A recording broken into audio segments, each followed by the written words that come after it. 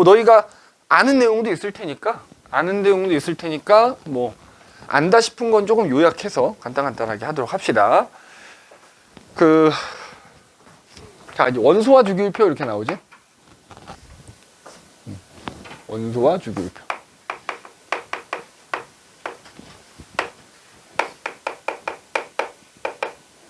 너희 학교 프린트를 잠깐 봤더니 원소의 정의가 나와 있죠. 원소. 그지? 원소가 뭐지? 원소라는 건 모든 물질은 원소로 이루어져 있는 거지. 이제 원소와 원자의 차이는 아니? 원소는 그냥 어떤 물질을 이루는 기본 성분을 원소라고 하는 거고, 원자는 어떤 입자, 이제 어떤 개수를 따질 때 원자라는 표현을 쓰는데, 어쨌든 원소라고 하는 거는 그 물질을 구성하는 기본 성분이다 이거야. 그래서 뭐 지금까지는 한 118종류의 원소들이 발견이 돼 있는 상태고, 그래서 예전부터 이제 과학자들이 그 원소들이 가진 성질들에 대해서 계속 연구를 하다 보니까 어떤 규칙성을 찾아낸 거야. 그게 이제 이른바 주기율이야, 주기율. 그지? 그래서 뭐 주기율에 대해서 이제 과학자들이 쭉 연구를 할 때 뭐 여러 과학자들이 주장들이 있지. 대표적인 게 뭐가 있지? 뭐 데베라이너의 새쌍원소설.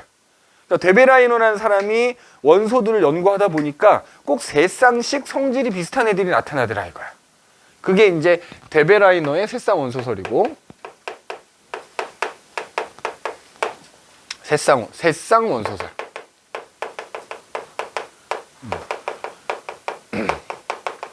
그래서 뭐 예를 들자면 대표적으로 이런 애도 있어요. 리튬, 뭐 나트륨, 칼륨과 같은 애들이 성질이 비슷하고, 또 이제 또 보면 뭐 마그네슘, 뭐 칼슘 이런 애도 성질이 비슷하고, 이렇게 세 쌍씩 꼭 성질이 비슷한 애들이 나타나더라 라는 걸 이제 데베라이너가 찾아낸 거지.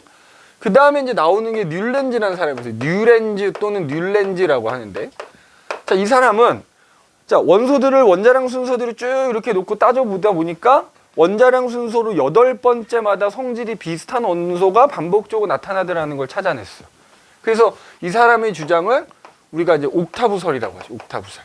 응? 옥타브설. 옥타브가 한 옥타브, 음악에서 한 옥타브가 8음이잖아. 도, 레, 미, 파, 솔, 라, 시, 도, 8번째마다 도가 나타나죠. 또 비슷하게 원자량 순서대로 원소들을 놓고 쭉 성질을 따지다 보니까 8번째마다 성질이 비슷한 애들이 나타나더라 라고 하는 거를 우리가 이제 옥타브설이라 그래. 그 다음에 이제 그런 주기율이 잘 나타나게끔 표로 만든 게 이제 주기율표인데, 주기율표의 시초다라고 하면 이제 멘델레예프라는 사람의 주기율표가 있지. 이제 멘델레예프. 그래서 이제 이 사람이 주기율표의 시초다 이렇게 보면 되는데,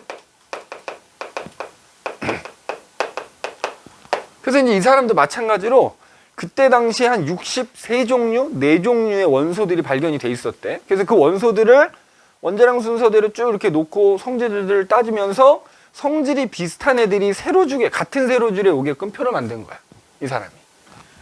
그래서 그게 주기율표의 시초가 되는 거야. 성질이 비슷한 원소들이 같은 세로줄에 오게끔, 그지? 같은 세로줄에 오게끔 표를 만들었는데, 이제 쭉 그 표를 만들어서 세로줄에 이렇게 원소들을 원자량 순서대로 채우다 보면은 발견되지 않은 원소도 있을 거 아니야. 걔네들은 그냥 비워둔 거야. 비워두고 대신에 그 칸에 해당되는 원소는 발견은 안 됐지만 뭐 그 위아래 원소가 있으면 성질이 비슷할 테니까 성질을 예측해서 써놓은 거야. 예측해서 써놓고 그냥 비워놓은 거지. 근데 실제로 나중에 그 자리에 해당되는 원소가 발견이 됐거든. 실제로 성질을 따져보니까 멘델레프가 예측해놓은 성질이랑 거의 비슷하더라는 거, 비슷하더라. 대표적인 원소가 저마늄하고 갈륨이라는 원소가 있거든. 그런 애들. 그래서 발견되지 않은 원소는, 발견이 안 된 원소는 비워놨다. 그 칸을 비워놓고 성질만 예측을 해놨다. 근데 이제 나중에 그 칸에 해당되는 원소를 발견하고 나서 따져보니까 실제로 멘델레프가 예측해놓은 성질하고 거의 비슷하더라 이거야. 그런 대표적인 원소가 저마늄하고 갈륨이라고 하는 원소가 대표적이다. 이렇게 보시면 됩니다. 그죠? 근데 이제 현재 우리가 쓰는 주기율표. 자, 그러니까 이 멘델레프라는 사람까지 지금 나왔던 뭐 데베라이너나 뉴렌즈나 멘델레프라는 사람은 원소들을 원자량 순으로 놓고 연구를 한 거야. 원자량이라는 게 뭐야? 원자의 질량이지, 질량. 이제 원자량 순으로 놓고 이제 그 주기율이라는 걸 따진 거거든. 근데 이제 현재 우리가 쓰는 주기율표는 모즐리라는 사람이 제안을 한 거를 이제 수정을 해서 쓰는데, 이 사람 모즐리라는 사람이 현재 주기율표를 제안한 사람이다. 자, 이 사람도 근데 이제 마찬가지로 처음에는 원자량 순으로 놓고 쭉 표를 만들려고 한 거지. 근데 이제 점점점 발견된 원소가 많아질 거 아니야. 그지? 많아지다 보니까 이 원자량 순서대로 놓고 마찬가지로 같은 성질이 비슷한 애들 이렇게 세로 줄에 놓고 하려고 하다 보면 안 맞는 원소가 생기는 거야. 대표적인 게 니켈하고 코발트거든. 그러니까 니네 코발트라는 원소 기호가 이제 CO야. 니켈은 이제 NI지. 현재 우리가 쓰는 주기율표로 원자 번호라는 걸 이 사람이 처음 만든 거거든. 원자 번호로 따지면은 이게 27번이고 아마 이게 28번이고 이럴 거야. 근데 처음에 모즐리도 원자량 순으로 이렇게 놓고 표를 만들려고 한다 그랬잖아. 원자량 순서로 따지면 오히려 니켈이 코발트보다 조금 가벼운 거야. 그러니까 만약에 원자량 순서로 번호를 매겼다고 하면 얘가 27이 되고 얘가 28이 돼야 되는 거거든. 그럼 안 맞더라 이거야. 같은 이렇게 세로줄에 성질이 같은 애들이 와야 되는데, 그러니까 그게 이제 안 맞는 원소가 나타나니까 이 사람이 모즐리 법칙 그래가지고 이제 그 원자 핵 속에 들어있는 양성자 수를 셀 수 있게 된 거야. 그래서 그거 가지고 원자 번호를 붙인 다음에 해봤더니만 원자량 순서를 했을 때 안 맞는 애들도 이제 딱 맞더라 이거지. 그래서 이 모즐리라는 사람이 제안한 현재 우리가 쓰는 주기율표는 원자량 순서가 아니라 뭐다? 원자 번호 순으로 나열돼 있다. 이제 원자 번호 순으로 나열을 해서 그 주기율표라는 걸 만들었고요. 이 사람도 마찬가지로 같은 세로줄에는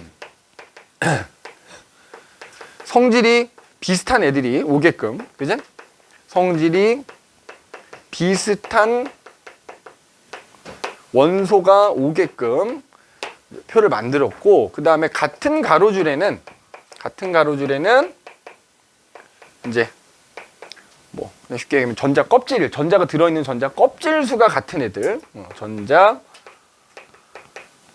껍질 수가 같은 원소들이 이제 같은 가로줄에 오게끔 표를 만들었다 이거지. 그래서 이제 우리가 이 같은 세로줄은 족이라고 부르고, 그래서 현재 우리가 쓴 주기율표는 1족부터 18쪽까지가 이렇게 있고요.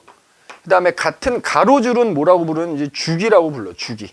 이제 주기. 그래서 1주기부터 7주기까지가 있다. 이제 1주기부터 7주기. 물론 이제 그 7주기는 아직 모든 원소들이 발견된 게 아니죠. 그죠? 그래서 어쨌든 이제 현재 우리가 쓰는 주기율표는 모즐리라는 사람이 제안을 한 건데, 그래서 그 주기율표 보면은 현재까지 원소가 몇 종류가? 한 100, 원자 번호로 한 118번 정도까지 발견이 돼 있어요. 근데 거기서 원자 번호로 92번까지는, 자 얘들아, 원자 번호 92번까지는 아주 적은 양이라 할지라도 자연 상태에 존재하는 원소고요. 93번부터 118번, 중간에 비어있는 원소도 한두 개 있긴 하다만 118번까지는 그러니까 실험실에서 인공적으로 만들어낸 원소다, 이렇게 보면 돼. 알겠지? 그래서 원자 번호로 92번까지는 그냥 자연에 존재하는 원소다. 아주 극히 적은 양이라 할지라도. 그러나 93번부터는 인공적으로 만든 원소다 이거야.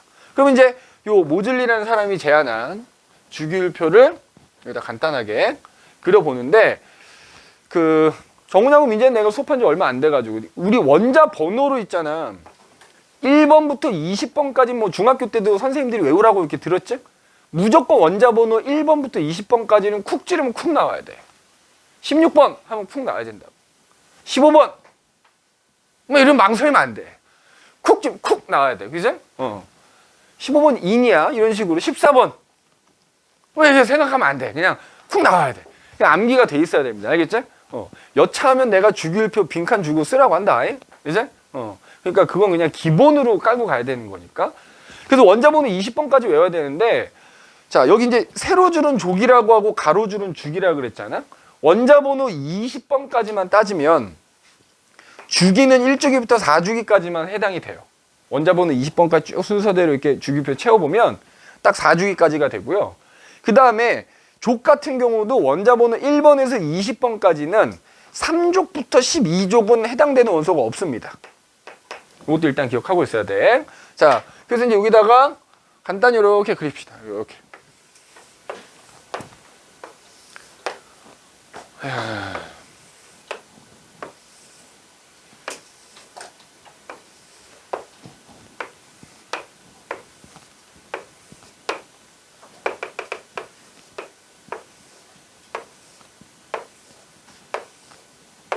자, 이렇게. 그지? 그래서 세로 주는 족, 가로 주는 주기. 그래서 1, 2, 3, 4주기까지. 그지? 원자번호 20번까지만 쓸 거야. 그 다음에 1족, 2족. 자, 쭉 가서 3족부터 12족은 없고 13족, 14, 15, 16, 17, 18족 이렇게 있죠. 자, 참고 주기일표에 있는 원소들은 오른쪽으로 갈수록 그리고 아래로 갈수록 원자번호가 커지는 겁니다. 알겠니? 왼쪽에서 오른쪽으로 갈수록 그리고 위에서 아래로 갈수록 원자번호가 커지는 순이다 이거지. 그죠? 여기서 써보면 자 1번 수소, 2번 헬륨, 그 다음에 3번 리튬, 나트륨, 그 다음에 이제 나트륨 미쳤나봐. 그지? 리베, 붕, 탄, 질, 산, 풀, 네, 나, 마, 알, 규, 인, 황, 염소, 아르곤, 칼륨, 칼슘. 자, 이렇게. 그죠? 그래서 딱 원자번호 20번까지만 하면 딱 여기까지 되고요. 그 다음에 4주기부터는 여기가 있어. 그러니까 지금 여기서 이렇게 빗금친 부분에는 해당되는 원소가 없는 거다. 그죠? 없는 거다 보시면 되고 4주기부터는 여기 쭉 있죠. 그죠? 자, 참고로 얘기하자면 1주기에는 몇 개 원소가 채워져 있어? 2개 원소가 채워져 있지? 2주기에는 몇 개? 8개. 3주기도 몇 개? 8개 원소가 채워져 있고요. 4주기는 그럼 몇 개 원소가 채워져 있다? 4주기는 여기가 있다 그랬잖아. 3족부터 12족이면 몇 개? 10개거든? 그럼 여기 나머지 8개가 있으니까 18개 원소가 채워져 있다. 그죠? 18개가. 이렇게 보시면 되겠고, 이게 이제 사실은 뭐랑 비슷하냐면은 저거랑 비슷해.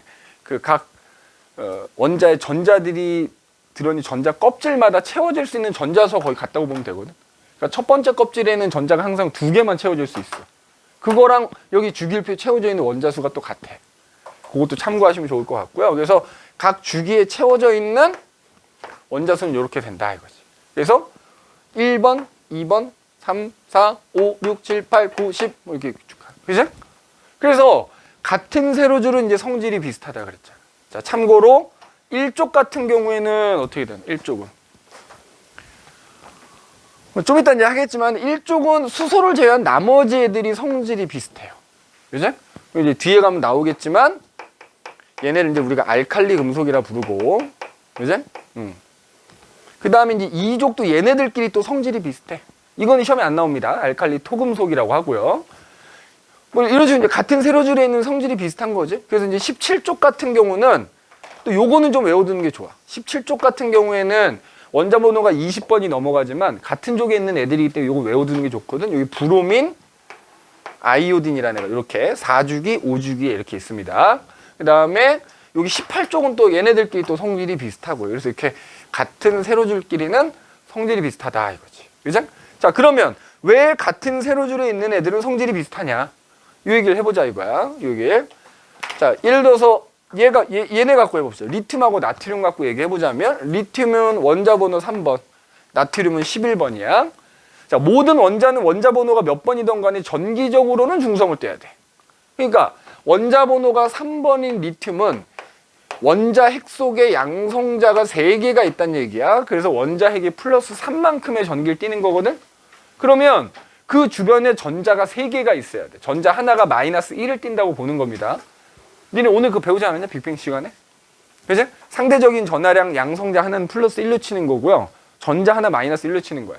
그래서 원자핵 속에 양성자 3개면 플러스 3을 띈다 그러면 그 주변에 마이너스 1을 띠는 전자가 3개가 있어야 되는데 그 전자들이 전자 껍질에 들어있다고 보는 거예요.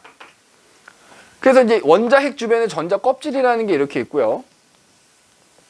그 전자 껍질에 이제 전자가 들어있는 건데 그 전자 껍질마다 들어갈 수 있는 전자 수는 정해져 있어. 요 수야. 요 수라고 생각하면 돼. 그러니까 첫 번째 껍질에는 전자가 2개만 들어있을 수 있어. 두 번째 껍질에는 8개까지 들어있을 수 있는데 지금 얘는 토탈 3개를 갖고 있는 애니까 2개는 첫 번째 껍질에 들어있고 남은 하나가 두 번째 껍질에 이렇게 들어있는 거지. 맞죠? 자, 그 다음에 나트륨이라는 애를 보면 11번이지? 그러면 양성자가 11개입니다. 자, 양성자가 11개여서 자, 여기 전자가 2개 들어있겠지? 그 다음에 두 번째 껍질에 9개가 남은 거 아니야. 그럼 여기 두 번째 껍질에 8개까지 들어갈 수 있다니까 8개 이렇게 들어있고. 그죠? 이렇게 들어있고 10개지. 그럼 마지막 하나는 또 그 다음 껍질에 이렇게 들어있는 거야. 그지? 이렇게. 그럼 나머지 원소들도 이런 식으로 따져보면 말이야. 이때 이런 게 있지. 자, 얘 같은 경우는 이제 전자가 어쨌든 들어있는 껍질이 2개니까 지금 여기 아까 얘기했듯이 2주기가 되는 거고 얘는 전자가 들어있는 껍질이 어쨌든 3개니까 3주기가 되는 거지. 그죠? 그래서 전자 껍질 수라는 거. 그럼 이제 얘네 보면은 뭐 전자 껍질이 2개가 됐건 3개가 제일 마지막 껍질 그 해당 원자에서 제일 마지막 껍질에 들어있는 전자의 수. 이걸 우리가 뭐라고 부르냐면 최외곽 전자 또는 원자가 전자수라고 불러. 그러니까 지금 리튬 같은 경우에 최외곽 전자가 1개인 거야. 나트륨도 최외곽 전자가 1개인 겁니다. 즉 최외곽 전자수가 같으면 얘네들이 뭐다? 성질이 비슷하다는 거야. 최외곽 전자수가 같으면. 그럼 어떤 성질? 니들 성질도 물리적 성질이 있고 화학적 성질이 있는 거야. 여기서 성질이 비슷하다 그러면 어떤 성질이 비슷하다? 화학적 성질이 비슷한 거야. 자, 그러면 이렇게 물어볼게. 얘랑 물리적 성질은 같은 거야, 다른 거야? 다른 거야. 물리적 성질이라면 대표적으로 녹는 점, 끓는 점 이런 게 있거든. 당연히 원자번호 큰 애가 원자량도 일반적으로 클 거 아니야, 그지? 녹는 점 더 높아요. 그러니까 물리적 성질은 다르지만 얘네들끼리 화학적 성질은 같다. 그럼 화학적 성질이 같은 이유는 바로 뭐다? 걔네들이 가지고 있는 최외곽 전자수가 같기 때문이다. 그래서 그 최외곽 전자수가 있잖아. 바로 요 족 번호야. 1쪽에 있는 애는 최외곽 전자가 몇 개인 거다? 1개. 2쪽에 있는 애는 몇 개다? 2개. 그럼 이제 족 번호가 2자리인 애들은 1의 자리수가 바로 최외곽 전자수야. 그지? 최외곽 전자수인 거야. 자, 그런데 여기 지금 1쪽부터 17쪽까지에 있는 요 사이에 있는 애들은 지금 내가 얘기한 대로 최외곽 전자수가 원자가 전자수라는 것과 같아요. 그래서 아무튼 왜냐면 의미가 좀 달라. 최외곽 전자는 말 그대로 그냥 제일 바깥쪽 껍질에 있는 전자수야. 근데 원자가 전자수는 뭐냐면 제일 바깥에 껍질에 있는 전자들 중에서 내가 이제 쓸 수 있는 뭐 다른 애랑 결합을 한다거나 다른 애랑 반응을 할 때 사용할 수 있는 전자수거든. 여기 17쪽까지 있는 애들은 그 최외곽 전자수만큼 쓸 수 있어. 그래서 최외곽 전자수가 원자가 전자수와 같다 이렇게 얘기해. 알겠네? 그리고 어쨌든 그 개수가 바로 이 족 번호다 이거야. 그래서 그 최외곽 전자수 또는 원자가 전자수가 같으면 화학적 성질이 비슷하다 이거야. 그런데 자 18쪽에 있는 애들 있잖아. 그럼 일단 18쪽이니까 얘네들은 최외곽 전자수가 자 모두 8개다. 맞니? 틀리니? 조심해야 돼. 틀려요. 헬륨 때문에. 헬륨은 2개밖에 없는 애니까. 그치? 그래서 여기 18쪽이니까 무조건 8개는 아니라 헬륨은 2개고 나머지가 8개거든. 그래서 18쪽에 있는 애들은 최외곽 전자수가 2개 또는 8개거든. 그런데 원자가 전자수는 몇 개냐면 빵개야, 빵개. 왜냐면 이 원자들이 말이야 다른 애랑 결합을 하거나 반응하는 이유는 본인이 안정해지려고 하는 거거든. 그럼 안정하다라는 거는 이 전자가 들어있는 껍질이 채워져 있으면 안정한 거야. 18쪽에 18개 뭐가? 8개 18개가 어디 있어? 이거는 이 줄에 채워져 있는 원자 수가 18개라고. 여기다 써놓은 거는. 오케이? 헷갈리니까 지운다. 내가 여기다 아까 쓴 거는 이 각 주기에 채워져 있는 원자의 개수고, 여기서 이 8이라는 거는 이 원자들의 전자가 이렇게 채워져 있는 껍질을 따져봤을 때 제일 바깥쪽 껍질에 얘는 2개고 나머지는 8개가 채워져 있다고. 그럼 이런 애들은 매우 안정하기 때문에 다른 애랑 반응을 안 해요. 결합도 안 하고 반응 안 한다고. 그러면 2개를 갖고 있든 8개를 갖고 있든 그 전자를 사용하지 않기 때문에 원자가 전자는 0개다 이렇게 얘기하는 거야. 알겠죠? 그러니까 최외각 전자수는 하고 원자가 전자에 좀 차이가 있는 거야. 최외각 전자수는 그냥 단순히 제일 바깥쪽 껍질에 들어있는 전자의 개수고, 원자가 전자는 그 바깥쪽 껍질에 있는 전자들 중에서 내가 써먹을 수 있는 전자 이렇게 보면 돼. 근데 18쪽에 있는 애들은 그 최외각 전자수가 헬륨은 2개고 나머지 애들은 8개인데 그러면 안정한 거야 얘네들이. 옥텟 규칙이라는 걸 따른다 이거지, 헬륨을 제외하고는. 그래서 안정하기 때문에 써먹질 않아 전자를. 그래서 원자가 전자가 그냥 0개다 이렇게 얘기한다 이 말이지. 어쨌든 결론은 같은 세로줄에 있는 애는 최외각 전자 또는 원자가 전자수가 같아서 화학적 성질이 비슷한 거다. 이런 식으로 이제 이거 전자 배치라고 하는데, 그러니까 원자 번호에 따른 전자들이 배치되어 있는 걸 이렇게 껍질에 표현해 보면 그 전자가 들어있는 껍질 수가 결국 이 주기하고 같더라 이 말이지. 알겠니? 주기하고 같더라 이 말이야. 그래서 같은 세로줄에 있는 애들이 왜 성질이 비슷하고 같은 가로줄에 있는 애들은 왜 전자 껍질 수가 같은지 따져볼 수 있다. 그러니까 베릴륨 같은 경우 이렇게 되는 거잖아. 베릴륨 4번이니까 그지?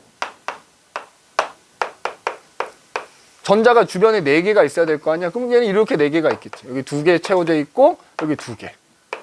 그러니까 얘랑 얘는 최외각 전자가 하나고 얘는 최외각 전자가 2개야. 성질은 다르지만 전자가 들어있는 껍질 수는 2개로 같지. 그래서 같은 이주기가 되는 거라고. 그죠? 이렇게 봐주시면 되겠다. 그죠? 자, 그래서 이제 이렇게 모듈리가 제한한 주기율표 수정해서 쓰는 거다. 이렇게 보면 되는데. 그때 모듈리가 이 주기율표 만들 당시 원소 4개인가 빼고 다 채웠대. 여기다가. 그 4개 원소는 뭐 모듈리 이후에 과학자들이 이제 찾아냈다고 하는데, 그래서 아무튼 이렇게 되고, 그럼 이제 여기 주기율표에 나와 있는 원소들을 또 크게 우리가 둘로 금속 원소와 비금속 원소로 나눌 수 있어요. 그게 아마 24페이지에 나오지 않을까 싶다. 그치? 금속 원소와 비금속 원소로 나와.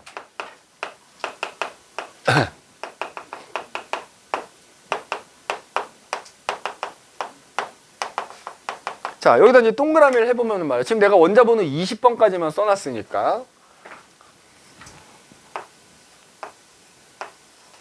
뭐 좀, 얘네들은 그냥 같은 족이라 써놨으니까 이렇게 할게.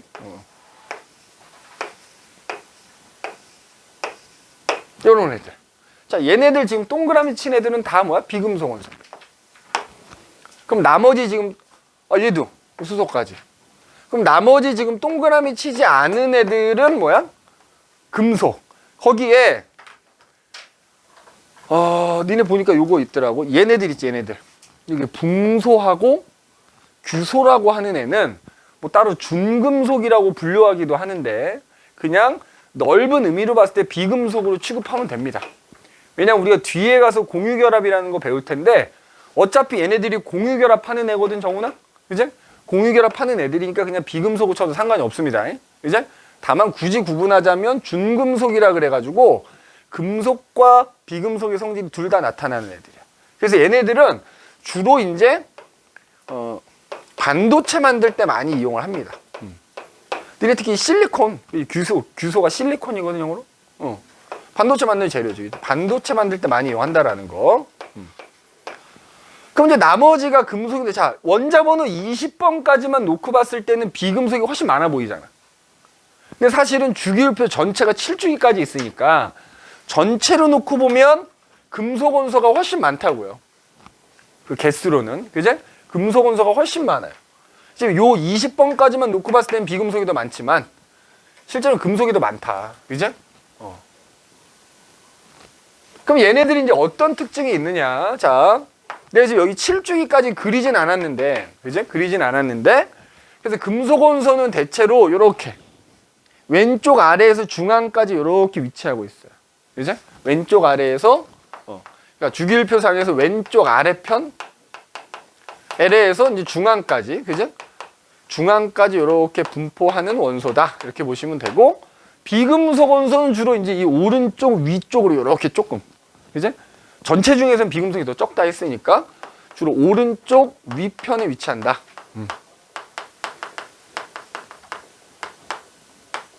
이렇게 보면 돼. 자, 그 다음에 금속 원소들은 물론 이제 원소 기호는 이렇게 해서 얘네들은 다 상온에서 실온 또는 상온이라고 하지. 얘네 다 고체로 존재합니다. 상온에서 고체 상태로 존재를 해. 딱 한 놈만 빼고. 누구? 그렇지, 수은. 단 수은이라는 금속만 이제 HG라고 쓰지. 유일하게 액체 상태로 존재를 합니다. 그 다음에 비금속 같은 경우에 지금 뭐 여기 이제 다 원소기호가 써 있다만 상온에서 고체로 존재하는 애도 있고 기체로 존재하는, 대부분 고체 아니면 기체야. 얘들은 상온에서 고체 또는 기체로 존재합니다. 고체 또는 기체. 얘도 딱 하나만 빼고 누구? 얘만, 얘. 브로민이라는 애만 유일하게 뭐야? 액체 상태로 또 존재를 합니다. 그죠? 단 브로민이라는 애는 액체 상태로 존재한다. 그죠? 액체로 존재한다 이거지. 그 다음에 자, 생각해. 우리 고체 금속 생각해 봐봐. 뭐 예를 들어서 이런 거. 물론 여기 이제 인위적으로 뭐 이렇게 코팅을 뭐 해놓은 것도 없지 않아 있지만 고체 금속의 경우에 대부분 뭐가 있지? 광택이 나요. 그지? 광택이 난다, 광택. 자, 이 광택이 나는 이유는 뭐냐면은 고체 금속은 금속 결합이라는 걸로 돼 있거든. 그 금속 결합은 그 금속 안에 자유전자라는 게 존재해. 그러니까 고체 금속이 이렇게 있으면은 이 안에서 자유전자라는 애가 막 돌아다니고 있거든. 그래서 이제 이렇게 빛이 비추면 그 자유전자에서 빛이 반사되다 보니까 광택이 나는 거야, 대부분. 광택이 나. 반면에 비금속은 그게 뭐 기체일 때는 사실 뭐 광택이냐 따지지 않잖아. 고체인 경우에 광택이 거의 없어. 얘는 광택이 없어. 선생님 지금 이거 이 칠판 비금속이고 이 벽 비금속인데 지금 칠판 반짝반짝하지? 이거 코팅이 나서 그런 거야. 그지? 그냥 순수한 고체일 때는 광택이 안 난다. 광택이 나는 이유 바로 이 자유전자라는 애 때문이야. 금속 안에는 자유전자라는 게 들어있거든. 그것 때문에 광택이 나. 그러면 또 이 자유전자 때문에 어떤 특징이 나타나냐면 얘네들은 고체일 때 전기 잘 통한다고요. 전기가 잘 통하고 또 그 열도 잘 통합니다. 전기 잘 통하고 자, 이거 광택이 나타나고 전기나 열을 잘 통하는 거 다 뭐 때문이라고? 자유전자 때문에. 자유전자. 고체 금속에는 자유전자라는 게 들어있어서 이렇게 광택도 나타나고 전기나 열도 잘 통한다. 이제 자유전자라는 게.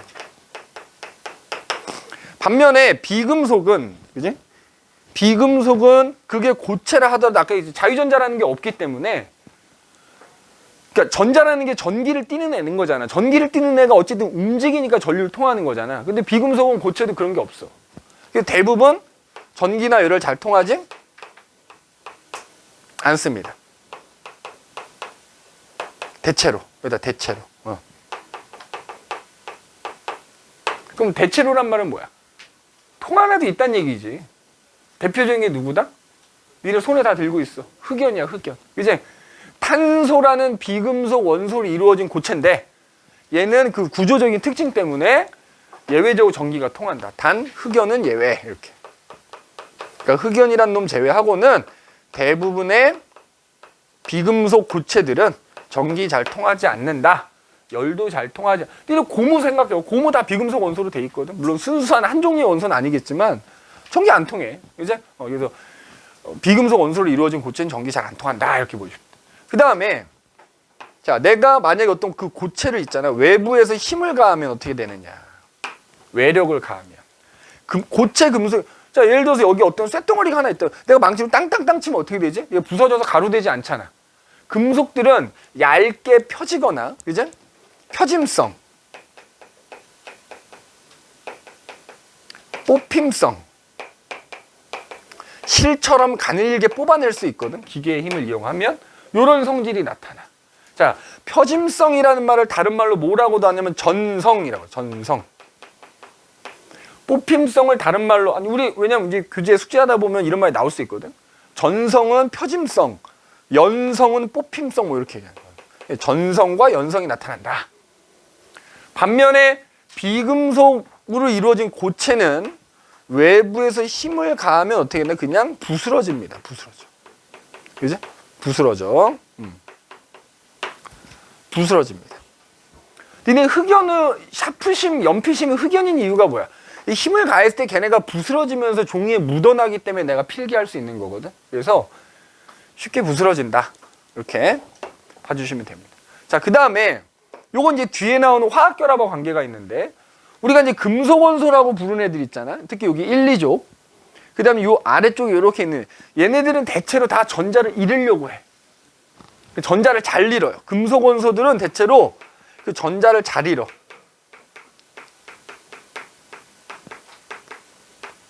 그러면 전자를 잃으면 뭐가 되지? 양이온이 되는 거야. 그래서 금속원소들은 이온이 된다면 양이온이 잘 된다 이렇게 얘기해요.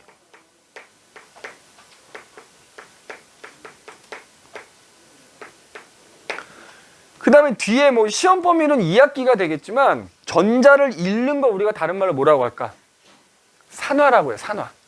금속 원자들은 산화가 잘 된다 또 이렇게 표현하기도 합니다. 산화가 잘 된다.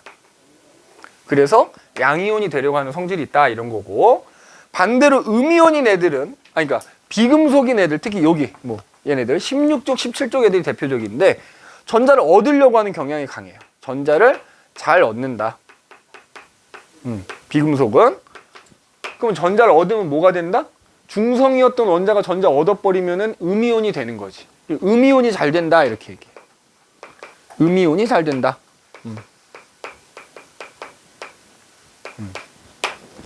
자, 산화 나오면 뭐 나온다? 환원 나오지, 그지? 그래서 비금속은 또 상대적으로 환원이 잘 된다 뭐 이렇게 표현하기도 합니다. 그래서 일반적으로 이렇게도 얘기하거든. 주기율표에서 요쪽으로 갈수록 금속성이 커진다 뭐 이렇게도 얘기해. 금속성. 이쪽으로 가서 뭐다? 금속성이 커진다 이렇게 돼요. 금속성이 커진다는 거는 전자를 잘 잃는다, 양이온이 잘 된다, 산화가 잘 된다 뭐 이런 뜻이야. 반대로 이쪽으로 갈수록 오른쪽 위로 갈수록 비금속성이 커진다 뭐 이렇게 또 얘기도 하거든. 그럼 비금속성이 커진다는 게 뭐다? 전자를 잘 얻는다, 환원이 잘 된다, 음이온이 잘 된다 뭐 이런 뜻이야. 그죠? 그래서 우리가 주기율표상에 나와 있는 원소들 크게 금속과 비금속으로 나눠볼 수 있고요. 걔네들은 이제 이런 특징이 있더라라는 거예요. 그리고 뭐 여기 이제 굳이 구분하자면 준금속이라고 하는 애들이 있는데, 나중에 우리 화학결합이라는 거 할 때는 얘는 그냥 공유결합하는 애로 취급하시면 됩니다. 알겠니? 얘 뭐 뒤에 가서 지각의 구성물질 이런 것도 배울 텐데 얘 특히 공유결합한다 생각하시면 됩니다. 알겠죠? 그래서 그냥 비금속으로 취급해도 된다 이 말이야. 자, 그래서 이제 우리가 금속, 비금속 나눠봤다 이거지. 그럼 이제 아까 했던 얘기인데 이 같은 쪽에 있는 애들은 어차피 성질이 비슷해서, 자, 예를 들어 1쪽에 있는 애들은 알칼리 금속이라고 부른다고 그랬고, 그죠? 자, 참고로 이건 시험에 안 나오지만 2쪽에 있는 애들은 이제 알칼리 토금속이라고 불러요. 이렇게 알칼리 토금속. 그리고 뭐 얘는 붕소족, 탄소족, 질소족, 뭐 산소족 뭐 이렇게 얘기도 하는데, 그 다음에 이제 알아야 되는 게 17쪽. 자, 얘네들은 이제 또 성질이 비슷할 거 아니야? 얘네를 묶어서 뭐라 부르냐? 할로젠 원소 이렇게 불러. 할로젠 원소. 할로젠 원소. 이렇게 부릅니다. 자, 그 다음에 18쪽에 있는 애들끼리 또 성질 비슷할 거 아니야? 자, 얘네들 묶어서 뭐라 부르냐면 비활성기체 또 이렇게 불러. 비활성기체 이렇게 부른다 라는 거. 그럼 이제 각각 알칼리 금속이라고 하는 애들, 할로젠 원소라고 하는 애들, 비활성기체라고 하는 애들은 어떤 성질이 비슷한 것이냐, 어떤 성질이 나타나느냐, 이제 그 얘기를 한번 해보도록 하자 이거지. 이제 그 얘기 한번 해봅시다. 자, 필요한 거 적고 없지. 왜냐하면 교육과정에서 비활성 교체가 잘 안 나와. 근데 내가 설명은 할 테니까 일단 써놓기만 하십시오. 알겠지? 왜냐하면 비활성 교체가 없어. 교과서에 안 나와. 그러니까 안 나오는 교과서가 있고 막 그래. 그래서 일단 뺐는데, 그러니까 나중에 학교에서 여기 나가면 잘 들어봐. 학교 선생님이 비활성 교체를 어떻게 설명하시는지. 만약에 조금이라도 설명 언급하신다 그러면 나올 확률이 좀 있는 거니까. 그러니까 공식적으로는 얘하고 얘밖에 안 나와. 사실 알칼리하고 할로젠밖에 안 나옵니다. 자, 참고로 알칼리 토금속은 성질이 어떨 것 같아? 비슷해, 그치? 얘는 알칼리 금속, 얘는 알칼리 토금속이잖아. 성질 비슷합니다. 그러니까 이제 알칼리 금속만 알면 되는 거지. 자, 그럼 이제 알칼리 금속 한번 써볼게.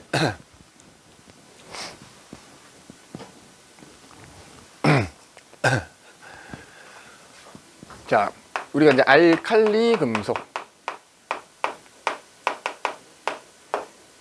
자, 선생님 요거만 얘기하고 잠깐 쉴게요. 자, 우리가 알칼리 금속은 이제 누구를 제외한다? 단? 니네 이거 실수 엄청 하거든? 꼭 조심해야 돼. 1쪽에 수소 포함시키면 안 됩니다. 알겠니? 1쪽에서 알칼리 금속이라면 수소 뺀 나머지야. 근데 이거 별거 아닌 것 같은데 실수 엄청 해요. 수소 조심해야 돼, 수소.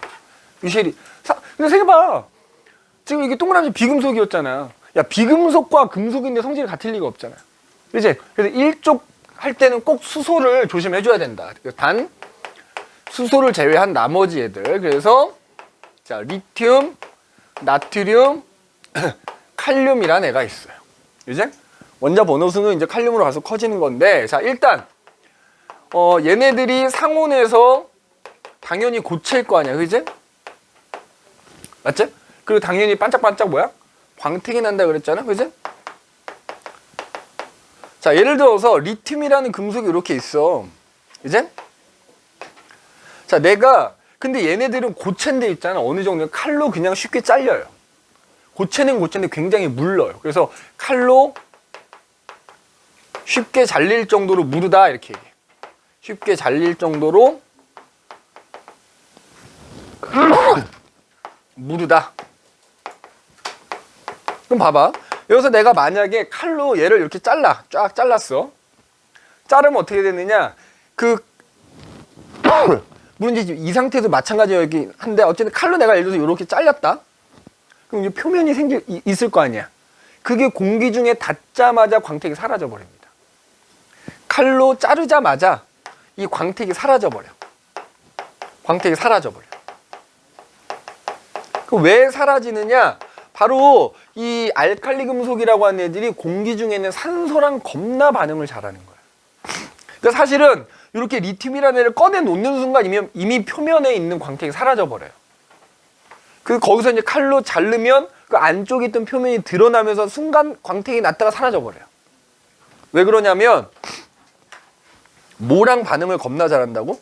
공기 중에 있는 산소와 겁나 반응 잘해. 공기 중에 있는 산소와 겁나 반응 잘해. 그 결과 뭘 만드냐면 산화물이라는 게 만들어집니다. 그래서 그것 때문에 광택이 없어지는 거예요. 그러니까 화학 반응식으로서는 이렇게 된다. 예를 들어서 리튬이라는 애가 공기 중에 있는 산소와 만나게 되면은 산화 리튬이라는 게 이렇게 만들어지거든. 이렇게. 그러니까 이렇게 산소하고 금속하고 결합한 물질 우리가 산화물이라 부르는데 이렇게 산화물이 만들어지면서 표면에 이렇게 산화물이 만들어지다 보니까 광택이 사라져 버리는 거예요. 산화. 그지? 이게 나트륨이면 산화 나트륨 되는 거지. 칼륨이면 산화 칼륨 되는 거야. 반응식 똑같습니다. 원소계만 바꿔 써주면 돼. 알겠죠? 그래서 그런 산화물이 만들어지기 때문에 광택이 사라져 버려요. 또 하나 또 뭐가 있냐? 자, 물에다가 내가 집어넣잖아. 그럼 물과 굉장히 격렬하게 반응합니다. 물과 격렬히 반응해요. 그 결과 자 어떻게 되느냐 하면 여기 물이 있어. 물에다가 뭐 이 리튬이든 나트륨이든 이 금속 조각을 조그만 걸 이렇게 하나 집어넣잖아. 그럼 여기서 마치 물이 부글부글 끓듯이 막 부글부글 끓는 것처럼 보여. 기포가 막 발생한다고. 근데 마치 그거 기포가 너무 많이 발생해가지고 마치 물이 끓는 것처럼 보이는 거야. 그러면서 이 금속 자체는 점점점 녹아서 사라져요. 그럼 이 기체가 바로 뭐냐면 수소기체야. 수소기체. 수소기체가 발생합니다. 그러면 봐봐. 이것도 반응식으로 쓰면 이렇게 돼. 예를 들어서 리튬이라는 애가 물하고 반응하면, 만나면 그 결과 수소가 생기고요. 그 다음에 수산화 리튬이라는 게 이렇게 생겨버려요. 이렇게 되겠다. 그지? 리튬이라는 금속이 물하고 닿으면 수소기체 발생해서 날아가고, 그러면서 그 리튬이라는 금속은 녹아서 수산화 리튬이 그냥 물속에 녹아있는 상태라고. 그럼 야 봐봐. 나트륨이면 어떻게 되겠어? 물하고 만나서 수소기체 발생하고 수산화 나트륨 생겨. 그럼 니네 중3 때 배웠지만 수산화 모시기가 뭐야? 이른바 염기지, 염기. 그러니까 알칼리 금속을 넣으면은 얘가 수소기체가 막 발생하면서 이 알칼리 금속 녹아서 없어지겠지? 그럼 수소기체가 다 빠져나가고 남은 수용액 안에는 바로 얘네들이 녹아있는 거야. 그래서 그 수용액이 뭘 띠는 거야? 염기성을 띠기 때문에 다른 말로 알칼리성을 띈다 이거지. 그래서 알칼리 금속이란 말이야. 알칼리, 수용액이 염기성을 띠게 됩니다. 그러니까 봐라. 공기 중에 있는 산소랑도 겁나 반응을 잘하고 물하고도 격렬하게 반응이니까 내가 이 알칼리 금속을 보관할 땐 물하고 닿아도 안 되고 공기랑 닿아도 안 되는 거지. 그럼 어디다 보관해야 돼? 기름에다 넣으면은 기름이 물하고 못 만나게 할 거 아니야. 공기하고도 차단이 되겠지. 그래서 얘네를 보관할 때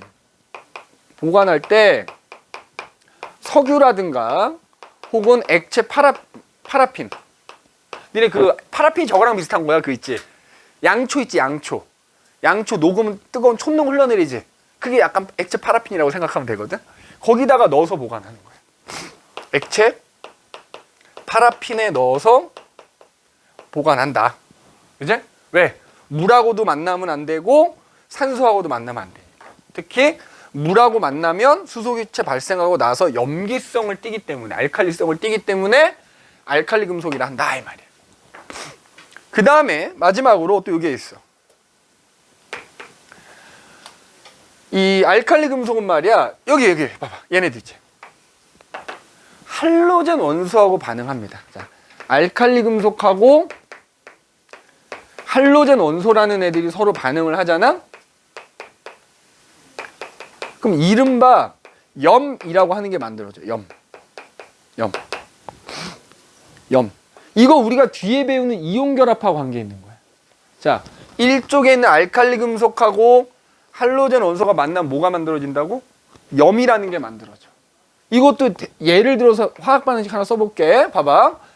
알칼리 금속 중에서 예를 들어서 나트륨이라는 금속하고요, 할로젠 원소 염소 기체라는 애랑 이렇게 반응을 하잖아?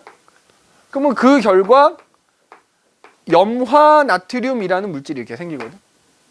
그럼 우리 이제 뒤에 가서 또 얘기하겠지만, 그때도 얘기했지. 이온 결합해서 만들어진 애들을 일반적으로 뭐라 부른다? 염이라고 부른다고요. 그러니까 1쪽하고 17쪽은 서로 무슨 결합한다? 이온 결합이라는 걸 해서 염이라는 물질을 만든다. 염. 알겠니? 그래서 니네 중학교 때는 그냥 이온 결합 혹은 뭐 방학 때 배운 사람은 이온 결합 물질 배웠다만, 그냥 이온 결합 물질을 다른 말로 염이라고 불러. 염. 염화나트륨이라는 염이 만들어지는 거. 뭐 예를 들어서 칼륨이면 염화칼륨이란 염이 만들어지고, 뭐 리튬이면 염화리튬이란 염이 만들어지고, 이렇게 된다는 얘기야. 자, 그러면 이때 또 봐. 그러면 얘네들 중에서도 있잖아. 리튬보다는 나트륨보다는 칼륨이 더 산소랑 반응을 잘하고 물하고 격렬하고요, 더 염을 잘 만들어. 알겠니? 원자 번호가 클수록 이게 더 잘 일어나는 거야. 그래서 이걸 우리가 세 글자로 뭐라 부르냐면 반응성이라고 하는 거야. 그래서 알칼리 금속끼리는 원자 번호가 큰 놈일수록 반응성이 크다. 반응성이 크다라는 건 뭐다? 산소랑 반응을 더 잘한다. 물하고 더 격렬하게 반응한다. 그러니까 예를 들어서 물에다가 리튬 넣으면 격렬하게 반응하는데 나트륨은 더 격렬하게 반응하고 칼륨 넣으면 더 격렬하게 반응하고, 이렇게 된다는 얘기야. 그래서 반응성이 크다라는, 그지? 그렇게 보시면 돼. 얘도 마찬가지지. 그지? 리튬보다는 나트륨이 더 반응을 잘하고 나트륨보다는 칼륨이 더 반응을 잘하고, 이렇게 된다는 얘기야. 그래서 알칼리 금속이라고 하는 애들은 이런 특징이 있다라는 거 저거 해두시면 되겠습니다. 우리 잠깐 이제 쉬었다가 17쪽, 그다음에 18쪽 뭐 얘기를 좀 한번 해보도록 할게요.